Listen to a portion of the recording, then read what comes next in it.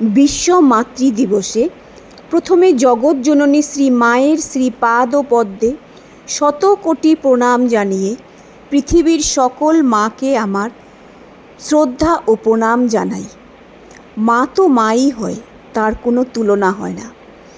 আন্তর্জাতিক মাতৃদিবসে পৃথিবীর সব মায়েদের আমার অনেক অনেক শুভেচ্ছা ও প্রণাম। আজকে ভোর না হতে হতে চলে গেলাম আমার বাগানে, কেননা দিনটা আমার আগে থেকেই মনে আছে। বাগানে গিয়ে অনেক ধরনের ফুল সংগ্রহ করে চলে এলাম ঘরে। এতে ছিল লিলি, গন্ধরাজ, অশোক, আরও অনেক ফুল।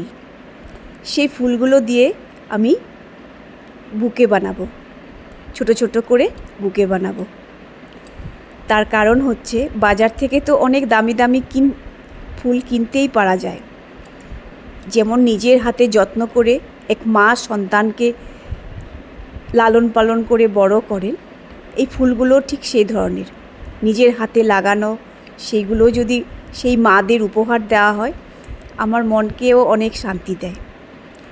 আজকে বাড়িতে একটা প্রোগ্রাম ছিল, সেই প্রোগ্রামে আমরা সবাই উপস্থিত ছিলাম। আমার বাড়ির প্রত্যেক মায়েরা, তারা সম্পর্কে অনেক কিছু হয়, তাদের জন্যই একটা কেক বানিয়ে নিয়ে গিয়ে এই প্রোগ্রামটিতে আমরা মা সন্তান সবাই মিলে খুবই মজা করলাম।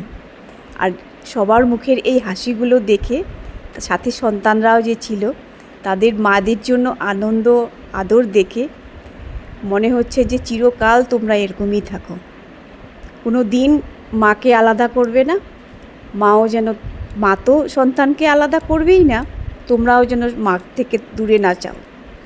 এই হাসি মুখটা যেন প্রতি মায়ের চিরকাল বজিয়ে রাখতে পারো সেই সন্তানরা।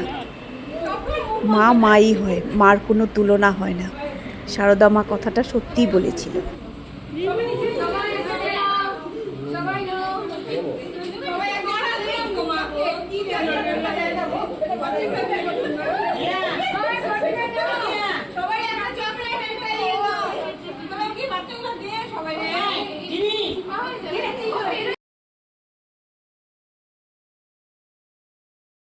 এই মিষ্টি হাসি মুখ নিয়ে যেন প্রত্যেকটি মা তাদের সন্তানদের নিয়ে চিরকাল সুখে শান্তিতে বাস করে, এটাই আমার ঈশ্বরের কাছে কামনা। তারপর নিত্যকর্মে আবার চলে এলাম।